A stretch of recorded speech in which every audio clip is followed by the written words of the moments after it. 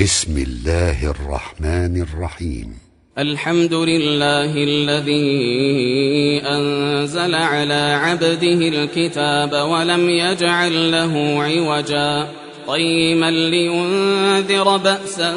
شديدا من لدنه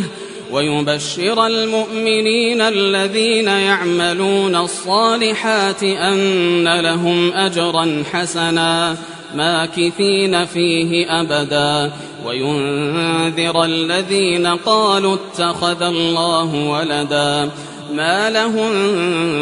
به من علم ولا لآبائهم كبرت كلمة تخرج من أفواههم إن يقولون إلا كذبا فلعلك باخع نفسك على آثارهم إن لم يؤمنوا بهذا الحديث أسفا إنا جعلنا ما على الأرض زينة لها لنبلوهم أيهم أحسن عملا وإنا لجاعلون ما عليها صعيدا جرزا أم حسبت أن أصحاب الكهف والرقيم كانوا من آياتنا عجبا إذ أوى الفتية إلى الكهف فقالوا ربنا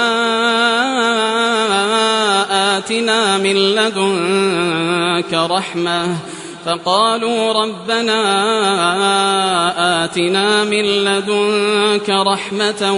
وهيئ لنا من أمرنا رشدا فضربنا على آذانهم في الكهف سنين عددا ثم بعثناهم لنعلم أي الحزبين أحصى لما لبثوا أمدا نحن نقص عليك نبأهم بالحق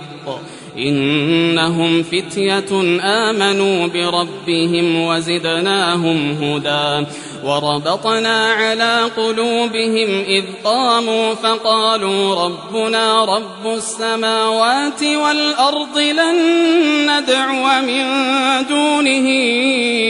إلها لقد قلنا إذا شططا هؤلاء قومنا اتخذوا من دونه آلهة لولا يأتون عليهم بسلطان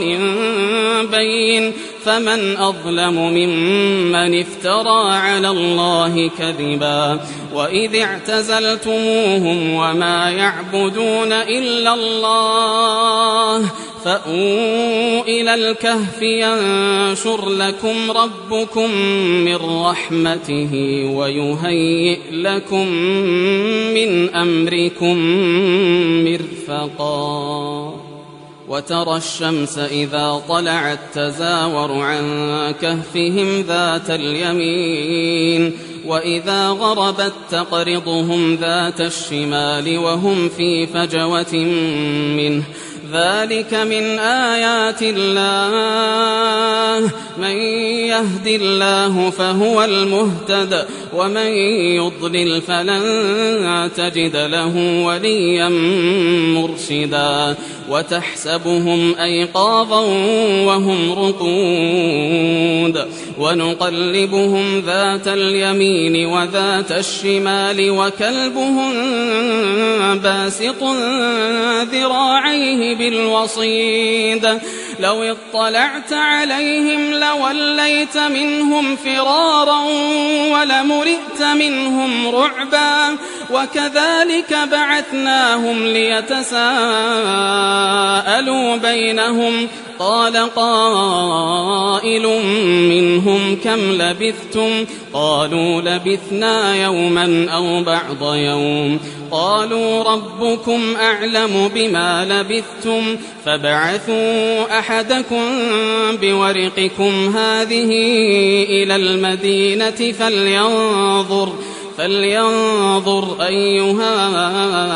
أزكى طعاما فليأتكم برزق منه وليتلطف ولا يشعرن بكم أحدا إنهم إن يظهروا عليكم يرجموكم أو يعيدوكم في ملتهم ولن تفلحوا إذا أبدا وكذلك أعثرنا عليهم ليعلموا أن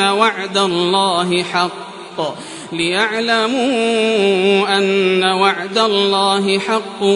وأن الساعة لا ريب فيها إذ يتنازعون بينهم أمرهم فقالوا ابنوا عليهم بنيانا ربهم أعلم بهم قال الذين غلبوا على أمرهم لنتخذن عليهم مسجدا سيقولون 3 رابعهم كلبهم ويقولون 5 سادسهم كلبهم رجما بالغيب ويقولون 7 وثامنهم كلبهم قل ربي أعلم بعدتهم ما يعلمهم إلا قليل فلا تمار فيهم إلا مراء ظاهرا ولا تستفت فيهم منهم أحدا ولا تقولن لشيء إني فاعل ذلك غدا إلا أن يشاء الله واذكر ربك إذا نسيت وقل عسى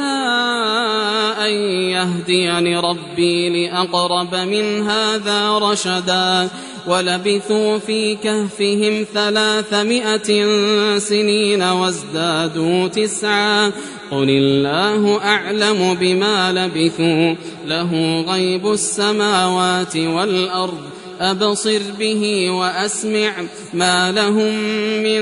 دونه من ولي ولا يشرك في حكمه أحدا واتل ما أوحي إليك من كتاب ربك لا مبدل لكلماته ولن تجد من دونه ملتحدا واصبر نفسك مع الذين يدعون ربهم بالغداة والعشي يريدون وجهه ولا تعد عيناك عنهم تريد زينة الحياة الدنيا ولا تطع من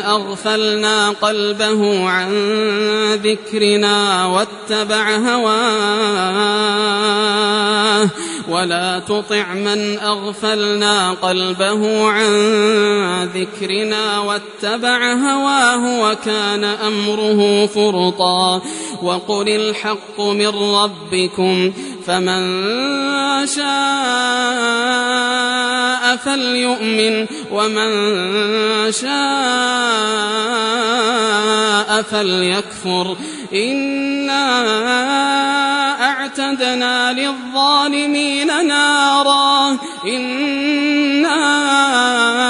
أعتدنا للظالمين نارا أحاط بهم سرادقها وإن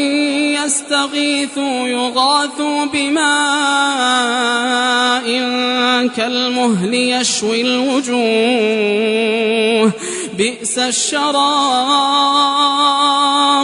بئس الشراب وساءت مرتفقا إن الذين آمنوا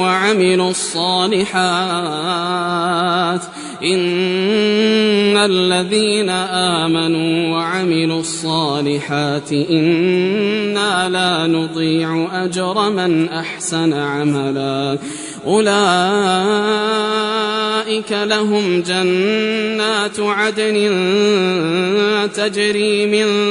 تحتهم الأنهار يحلون فيها من أساور من ذهب ويلبسون ثيابا خضرا من سندس واستبرق متكئين فيها على الأرائك نعم الثواب وحسنت مرتفقا. واضرب لهم مثل الرجلين جعلنا لأحدهما جنتين من أعناب وحففناهما بنخل وجعلنا بينهما زرعا كلتا الجنتين آتت أكلها ولم تظلم منه شيئا وفجرنا خلالهما نهرا وكان له ثمر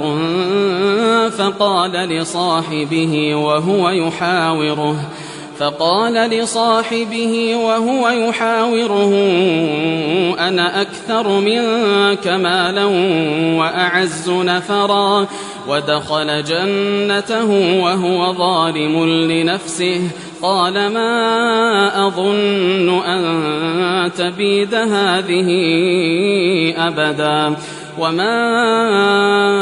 أظن الساعة قائمة ولئن رددت إلى ربي لأجدن خيرا منها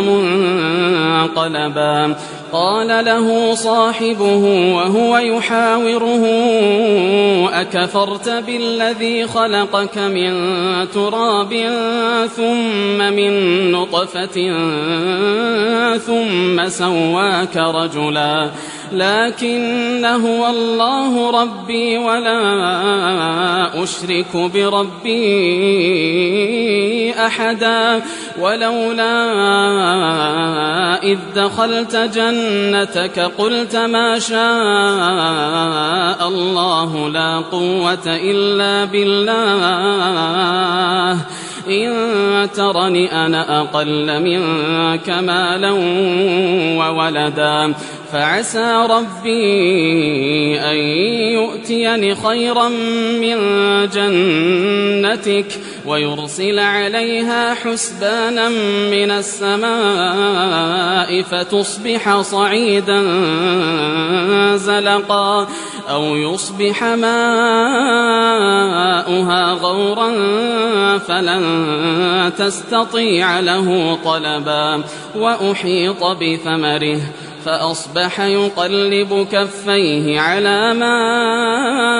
أنفق فيها وهي خاوية على عروشها ويقول يا ليتني لم أشرك بربي أحدا ولم تكن له فئة ينصرونه من دون الله وما كان منتصرا هنالك الولاية لله الحق هو خير ثوابا وخير عقبا. واضرب لهم مثل الحياة الدنيا كماء إن أنزلناه من السماء فاختلط به نبات الأرض فأصبح هشيما تذروه الرياح وكان الله على كل شيء مقتدرا. المال والبنون زينة الحياة الدنيا والباقيات الصالحات خير عند ربك ثوابا وخير أملا.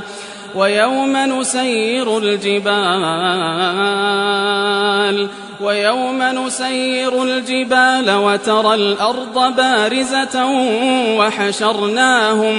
وحشرناهم فلم نغادر منهم أحدا وعرضوا على ربك صفا لقد جئتمونا كما خلقناكم أول مرة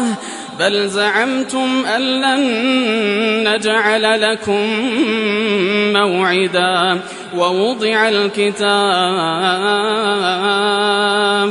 ووضع الكتاب فترى المجرمين مشفقين مما فيه ويقولون يا ويلتنا ما لهذا الكتاب لا يغادر صغيرة ولا كبيرة إلا أحصاها ووجدوا ما عملوا حاضرا ولا يظلم ربك أحدا. وإذ قلنا للملائكة اسجدوا لآدم فسجدوا إلا إبليس كان من الجن ففسق عن أمر ربه أفتتخذونه وذريته أولياء من دوني وهم لكم عدو بئس للظالمين بدلا. ما أشهدتهم خلق السماوات والأرض ولا خلق أنفسهم وما كنت متخذ المضلين عضدا. ويوم يقول نادوا شركائي الذين زعمتم فدعوهم فلم يستجيبوا لهم وجعلنا بينهم موبقا. ورأى المجرمون النار فظنوا أنهم مواقعوها ولم يجدوا عنها مصرفا. ولقد صرفنا في هذا القرآن للناس من كل مثل وكان الإنسان أكثر شيء جدلا. وما منع الناس أن يؤمنوا إذ جاءهم الهدى ويستغفروا ربهم إلا أن تأتيهم سنة الأولين أو يأتيهم العذاب قبلا. وما نرسل المرسلين إلا مبشرين ومنذرين ويجادل الذين كفروا بالباطل ليدحضوا به الحق واتخذوا آياتي وما أنذروا هزوا. ومن أظلم ممن ذكر بآيات ربه فأعرض عنها ونسي ما قدمت يداه إنا جعلنا على قلوبهم أكنة أن يفقهوه وفي آذانهم وقرا وإن تدعهم إلى الهدى فلن يهتدوا إذن أبدا. وربك الغفور ذو الرحمة لو يؤاخذهم بما كسبوا لعجل لهم العذاب بل لهم موعد لن يجدوا من دونه موئلا. وتلك القرى أهلكناهم لما ظلموا وجعلنا لمهلكهم موعدا. وإذ قال موسى لفتاه لا أبرح حتى أبلغ مجمع البحرين أو أمضي حقبا فلما بلغا مجمع بينهما نسيا حوتهما فاتخذ سبيله في البحر سربا فلما جاوزا قال لفتاه آتنا غداءنا لقد لقينا من سفرنا هذا نصبا. قال أرأيت إذ أوينا إلى الصخرة فإني نسيت الحوت وما أنسانيه إلا الشيطان أن أذكره واتخذ سبيله في البحر عجبا. قال ذلك ما كنا نبغ فارتدا على آثارهما قصصا فوجدا عبدا من عبادنا آتيناه رحمة من عندنا وعلمناه من لدنا علما. قال له موسى هل أتبعك على أن تعلمني مما علمت رشدا قال إنك لن تستطيع معي صبرا وكيف تصبر على ما لم تحط به خبرا قال ستجدني إن شاء الله صابرا ولا أعصي لك أمرا قال فإن اتبعتني فلا تسألني عن شيء حتى أحدث لك منه ذكرا فانطلقا حتى إذا ركبا في السفينة خرقها قال أخرقتها لتغرق أهلها لقد جئت شيئا إمرا قال ألم أقل إنك لن تستطيع معي صبرا قال لا تؤاخذني بما نسيت ولا ترهقني من أمري عسرا فانطلقا حتى إذا لقيا غلاما فقتله قال أقتلت نفسا زكية بغير نفس لقد جئت شيئا نكرا قال ألم أقل لك إنك لن تستطيع معي صبرا قال إن سألتك عن شيء بعدها فلا تصاحبني قد بلغت من لدني عذرا فانطلقا حتى إذا أتيا أهل قرية استطعما أهلها فأبوا أن يضيفوهما فوجدا فيها جدارا يريد أن ينقض فأقامه قال لو شئت لاتخذت عليه أجرا قال هذا فراق بيني وبينك سأنبئك بتأويل ما لم تستطع عليه صبرا أما السفينة فكانت لمساكين يعملون في البحر فأردت أن أعيبها وكان وراءهم ملك يأخذ كل سفينة غصبا وأما الغلام فكان أبواه مؤمنين فخشينا أن يرهقهما طغيانا وكفرا فأردنا أن يبدلهما ربهما خيرا منه زكاة وأقرب رحما وأما الجدار فكان لغلامين يتيمين في المدينة وكان تحته كنز لهما وكان أبوهما صالحا فأراد ربك أن يبلغا أشدهما ويستخرجا كنزهما رحمة من ربك وما فعلته عن أمري ذلك تأويل ما لم تسطع عليه صبرا